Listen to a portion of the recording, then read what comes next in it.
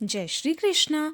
जैसे कि आप सब जानते हैं कि आज से पितृपक्ष की शुरुआत हो रही है। पितृपक्ष में हम सब अपने पितरों के निमित्त दान पुण्य तथा तर्पण करते हैं, लेकिन एक ऐसा सरल उपाय जिससे हमारे पितरों को मुक्ति मिलती है वह है श्रीमद् भगवद गीता का पाठ। आइए सुनते हैं श्रीमद् भगवद गीता के पहले अध्याय की कथा। जब कौरव और पांडव महाभारत के युद्ध को चले तब राजा धृतराष्ट्र ने कहा, मैं युद्ध देखने चलूंगा। तब श्री वेदव्यास जी बोले, हे राजन, नेत्रों के बिना कैसे देखोगे? राजा धृतराष्ट्र ने कहा, हे प्रभु जी, देखूंगा नहीं तो श्रवण तो करूंगा। तब व्यास जी बोले, हे राजन, तेरा जो सारथी संजय है वह मेरा शिष्य है। जो कुछ महाभारत के युद्ध की लीला कुरुक्षेत्र में होगी संजय तुमको यहाँ बैठे ही श्रवण कराएगा। वेदव्यास जी के मुखारविंद से ये सुनकर संजय ने श्री वेदव्यास के चरणों को नमस्कार किया और हाथ जोड़कर विनती की, हे प्रभु जी, महाभारत का युद्ध तो कुरुक्षेत्र में है और मैं हस्तिनापुर में कैसे जानूंगा और राजा को किस भांति कहूंगा। जब इस प्रकार संजय ने व्यास जी के आगे विनय करी तो श्री वेद व्यास जी ने प्रसन्न होकर कहा कि हे संजय, मेरी कृपा से तुझे यहाँ सब दिखाई देगा और बुद्धि के नेत्रों से सूझेगा। जब व्यास जी ने ये वर दिया तो उसी समय संजय दृष्टि हुई और बुद्धि भी उनकी दिव्य हुई। आगे अब महाभारत का कौतुक कहते हैं, सो सुनो। 7 अक्षौहिणी सेना पांडवों की और 11 अक्षौहिणी सेना धृतराष्ट्र के पुत्र कौरवों की, ये दोनों सेनाएं इकट्ठी होकर कुरुक्षेत्र में पहुंची। राजा धृतराष्ट्र ने संजय से पूछा, हे संजय, धर्म का क्षेत्र जो कुरुक्षेत्र है वहाँ मेरे और पांडवों के पुत्र ने क्या किया, सो मुझसे कहो। राजा का वचन सुनकर संजय बोला, हे राजा, तेरे पुत्र दुर्योधन ने पांडवों की सेना को देखकर अपने गुरु द्रोणाचार्य के निकट जाकर विनती की, हे आचार्य, देखो तो पांडवों की सेना किस समूह और सेना की पंक्ति भली भांति बनी है, और जो तुम्हारा शिष्य द्रुपद का पुत्र धृष्टद्युम्न है कैसा बुद्धिमान है, जिसने पांडवों की सेना की पंक्ति की कैसे व्यूह रचना बनाई। जो पांडवों के मुख्य योद्धा हैं उनके नाम दुर्योधन द्रोणाचार्य को सुनाता है। इस सेना में गदाधारी भीमसेन, धनुषधारी अर्जुन, विराट महारथी द्रुपद, धृष्टकेतु, चेकितान, बलवान काशीराज, पुरुजित कुंती भोज, नरों में श्रेष्ठ शैव्य, पराक्रमी युधामन्यु, बलवान उत्तमोजा, अभिमन्यु और द्रौपदी के पुत्र सबके सब महारथी हैं। हे श्रेष्ठ ब्राह्मण, आपको अब मैं अपनी सेना के प्रधान सेनापतियों के नाम बताता हूँ। आप भीष्म, कर्ण, युद्ध विजय, कृपाचार्य, अश्वत्थामा, विकर्ण, सोमदत्त का पुत्र भूरिश्रवा और बहुत से शूरवीर मेरे लिए प्राण तक देने के लिए तैयार हैं।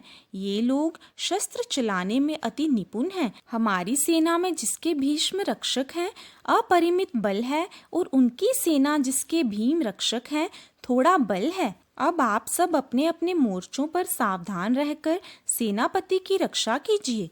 कुरुवृद्ध भीष्म पितामह ने दुर्योधन को प्रसन्न करते हुए और ऊंचे स्वर से गरजते हुए शंख बजाया। फिर वहां चारों ओर शंख, नगाड़े, ढोल, गोमुख आदि बाजे बजने लगे, जिनका बड़ा भयंकर शब्द हुआ। जिसके अनंतर रथ पर बैठे श्री कृष्ण और पांडव अर्जुन ने दिव्य शंखों को बजाया। श्री कृष्ण ने 5 जन्य और अर्जुन ने भी देवदत्त नामक शंख को और भीष्म कर्म करने वाले पौंड्रक नामक बड़े शंख को बजाया। कुंती पुत्र राजा युधिष्ठिर ने अनंत विजय, नकुल ने सुघोष और सहदेव ने मणि पुष्पक और धनुर्धर, काशीराज शिखंडी, धृष्टद्युम्न, विराट, अपराजित, सत्यकी राजा द्रुपद और द्रौपदी के 5 पुत्र और महाबाहु अभिमन्यु, इन सब वीरों ने अपने अपने शंखों को बजाया। उन शंखों के भारी शब्द से आकाश व पृथ्वी गूंज उठे और धृतराष्ट्र के पुत्रों के हृदय कांप उठे। हे राजन, अर्जुन ने कौरवों को युद्ध के लिए सम्मुख देखकर धनुष उठाकर श्री कृष्ण से कहा कि हे अच्युत, मेरा रथ दोनों सेनाओं के बीच में खड़ा कीजिए, जिससे मैं युद्ध करने वालों को देख लूं कि इस रणभूमि में मुझे किन किन के साथ युद्ध करना चाहिए। दुर्बुद्धि दुर्योधन से प्रीति करने वाले जो युद्ध के लिए यहाँ एकत्रित हुए हैं उन्हें देखूंगा। संजय ने कहा, हे राजन, अर्जुन की बात सुनकर श्री कृष्ण ने भीष्म, द्रोण आदि वीरों के सामने उत्तम रथ को खड़ा करके कहा कि हे वीर, युद्ध के लिए उद्यत इन कौरवों को देख लो।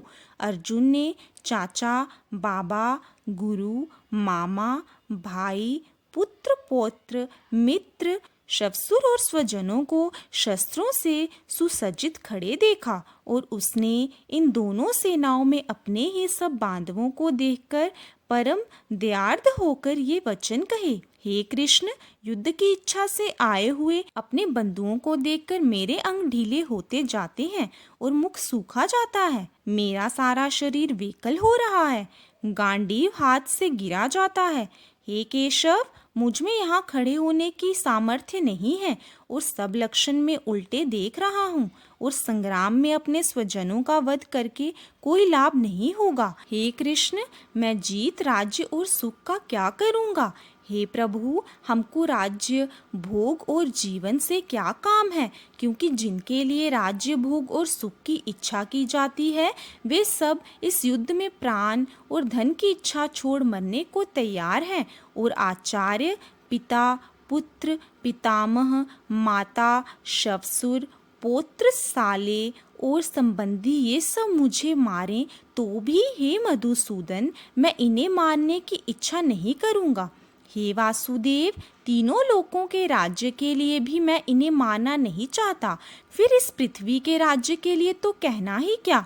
हे मधुसूदन, धृतराष्ट्र के पुत्रों को मारकर हमारा क्या भला होगा, इसलिए हमें अपने भाई धृतराष्ट्र के पुत्रों को मारना अनुचित है। हे जनार्दन, स्वजनों को मारकर क्या हम सुखी हो सकते हैं? ये सब लोभ के वशीभूत हैं और कुल के नाश करने तथा मित्र द्रोह करने में पाप को नहीं देखते हैं। कुल के नाश के दोष को समझते हुए हमें इस पाप से दूर रहना चाहिए। कुल का नाश होने से कुल के प्राचीन धर्म नष्ट हो जाते हैं, फिर धर्म नाश होने से कुल में पाप बढ़ता है। हे माधव, पाप बढ़ने से कुल की स्त्रियां व्यभिचारिणी हो जाती हैं, जिससे वर्ण शंकर संतान उत्पन्न होती है। वह संतान जिन पुरुषों ने कुल को नष्ट किया है उनको तथा उस कुल को नरक में पहुंचाते हैं, क्योंकि श्राद्ध तर्पण आदि बंद हो जाते हैं। वर्ण शंकर बनाने वाले दोषों से कुल ध्वंसकों के जाति धर्म और कुल धर्म निरंतर नाश होते हैं। हे माधव, मैंने बराबर सुना है कि कुल धर्म नष्ट होने से निश्चय नरकवास करना होता है। हाय, हम बड़ा पाप करने को तैयार हैं, जो राज्य सुख के लोभ से स्वजनों को मारने की कोशिश कर रहे हैं। शस्त्रों को धारण किए हुए धृतराष्ट्र के पुत्र यदि शस्त्र रहित और उपायहीन को रणभूमि में वध कर डालें तो मेरा बहुत कल्याण हो। संजय ने कहा, हे राजन, ये कहकर दुखित होकर अर्जुन ने धनुष बाण फेंक दिया और रथ के पिछले भाग में जाकर बैठ गया। अब हम जानेंगे प्रथम अध्याय का महात्म्य। पार्वती ने पूछा, हे महादेव जी, आप अपने मन में किस ज्ञान से पवित्र हुए हो? किस ज्ञान के बल से आपको संसार के लोग शिव कहकर पूछते हैं और आपके कर्म ये दिखाई देते हैं? मृगशाला ओढ़े, अंगों में शमशान की विभूति लगाए, गले में सर्प और मुंडों की माला पहन रहे हो, इनमें तो कोई कर्म पवित्र नहीं। सो आप मुझे वह ज्ञान सुनाओ जिससे आप पवित्र हो। श्री महादेव जी बोले, हे प्रिय, सुनो, गीता ज्ञान को हृदय में धारण करने से मैं पवित्र हूँ और उस ज्ञान से मुझे बाहर के कर्म नहीं व्यापते। तब पार्वती ने कहा, हे भगवान, जिस गीता ज्ञान की आप ऐसे स्तुति करते हैं उसके श्रवण करने से कोई कृतार्थ भी हुआ है? तब महादेव जी ने कहा, इस ज्ञान के श्रवण से असंख्य जीव कृतार्थ हुए हैं और आगे भी होंगे। मैं तुमको एक पुरातन कथा कहता हूँ, तू श्रवण कर। एक समय पाताल लोक में शेषनाग की शैया पर श्री नारायण जी नैन मूंदकर अपने आनंद में मगन थे। उस समय भगवान के चरण दबाती हुई श्री लक्ष्मी जी ने पूछा, हे प्रभु, निद्रा और आलस्य उन पुरुषों को व्यापता है जो जीव तामसी हैं, फिर आप तीनों गुणों से अतीत हो। आप जो नेत्र बंद कर रहे हो ये बड़ा आश्चर्यजनक है। श्री नारायण बोले, हे लक्ष्मी, मुझको नींद या आलस्य नहीं आता है। भगवत गीता में जो ज्ञान है उसके आनंद में मगन रहता हूँ। जैसे 24 अवतार मेरे आकार रूप हैं, तैसे ये गीता शब्द रूप अवतार है। इस गीता में ये अंग हैं। 5 अध्याय मेरा मुख है, 5 अध्याय मेरी भुजा है, 11वां अध्याय मेरा हृदय और मन है, 16वां अध्याय मेरा उदर है, 17वां अध्याय मेरी जंघा है, 18वां अध्याय मेरे चरण हैं। गीता के श्लोक मेरी नाड़ियों के समान हैं और जो गीता के अक्षर हैं सो मेरे रोम जैसे हैं।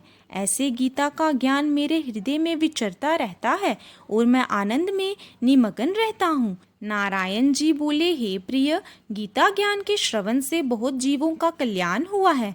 वह सुनो। शूद्र वर्ण एक प्राणी था जो चांडालों के कर्म करता था तथा तेल व लवण का व्यापार करता था। उसने एक बकरी पाली। एक दिन वह बकरी चराने वन में गया और पेड़ों के पत्ते तोड़ने लगा। वहाँ एक सांप के डसने से वह मर गया। मरने पर उसने एक बैल की योनि पाई और उसे एक भिक्षुक ने खरीद लिया। भिक्षुक दिन भर बैल पर चढ़कर मांगता फिरता और रात को जरा सा भूसा उसके आगे डाल देता। रोज प्रातः वह बैल पर चढ़कर दिन भर मांगता फिरे, रात को फिर जरा सा भूसा डाल देवे। इस तरह कुछ ही दिनों में वह बैल भूख से व्याकुल होकर गिर पड़ा, पर उसके प्राण नहीं निकल रहे थे। आसपास में शहर के लोग एकत्र हो गए और उसके प्राण छूटने के लिए अपने अपने पुण्य कर्मों का फल देने लगे, लेकिन उससे भी उसके प्राण नहीं निकल रहे थे। कुछ समय पश्चात एक गणिका आई। उसने मनुष्यों से पूछा, ये भीड़ कैसी है? तो उन्होंने सारा वृतांत कहा। तब गणिका ने कहा कि मैंने अपने पुण्य का फल इस बैल के निमित्त दिया। उसके इतना कहते ही बैल की मुक्ति हो गई। मरणोपरांत बैल ने एक ब्राह्मण के घर जन्म लिया। पिता ने उसका नाम सुशर्मा रखा। बड़ा होने पर उसको पिछले जन्म की याद रही। उसने एक दिन सोचा, जिस गणिका ने मुझे बैल की योनि से मुक्ति दिलाई थी उसका दर्शन करूं। तब एक दिन विप्र चलता चलता गणिका के घर आया और कहा, तू मुझे पहचानती है? गणिका ने कहा, मैं नहीं पहचानती। तू कौन है? मेरी तेरी क्या पहचान है? तू विप्र और मैं वैश्या। तब विप्र ने कहा, मैं वही बैल हूँ जिसको तुमने अपना पुण्य देखकर बैल की योनि से छुड़ाया था। अब मैंने विप्र के घर जन्म लिया है, तू अपना वह पुण्य बता।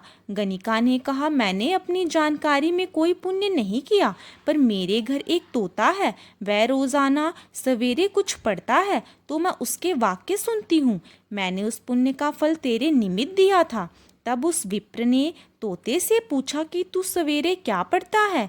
तोते ने कहा, मैं पिछले जन्म में विप्र का पुत्र था। पिता ने मुझे गीता के पहले अध्याय का पाठ सिखाया था। एक दिन मैंने गुरुजी से उनका अपमान करते हुए कहा, मुझको तुमने क्या पढ़ाया है? तब गुरुजी ने मुझको शाप दिया कि तू तोता हो जा। तब मैं तोता बन गया। वह विप्र अपने पुत्र को गीता का पाठ पढ़ाता था। वहाँ पर मैंने भी ये पाठ सीख लिया। एक दिन उस ब्राह्मण के घर चोर आए और वहाँ कुछ ना मिलने पर मेरा पिंजरा उठा लाए। उन चोरों का इस गणिका के घर आना जाना था और उन्होंने मुझे इसे दे दिया। अब मैं नित्य गीता जी के प्रथम अध्याय का पाठ करता हूँ। ये नित्य ही इसका पाठ सुनती है, यद्यपि इसकी समझ में नहीं आता। इसने वही पुण्य तेरे निमित्त दिया था जो श्री गीता जी के पहले अध्याय का फल है। तब विप्र ने कहा, हे तोते, तू भी विप्र है, मेरे आशीर्वाद से तेरा कल्याण होवे। श्री नारायण जी ने कहा, हे लक्ष्मी, जो कोई गीता का पाठ करे या श्रवण करे उसको भी मुक्ति मिलेगी। ये पहले अध्याय का महत्म्य मैंने तुमसे कहा। इसी के साथ श्रीमद् भगवद गीता के पहले अध्याय तथा उसके महात्म्य की कथा समाप्त होती है। कथा अच्छी लगी हो तो वीडियो को लाइक करें, शेयर करें और अपने चैनल भक्ति परंपरा को सब्सक्राइब करें।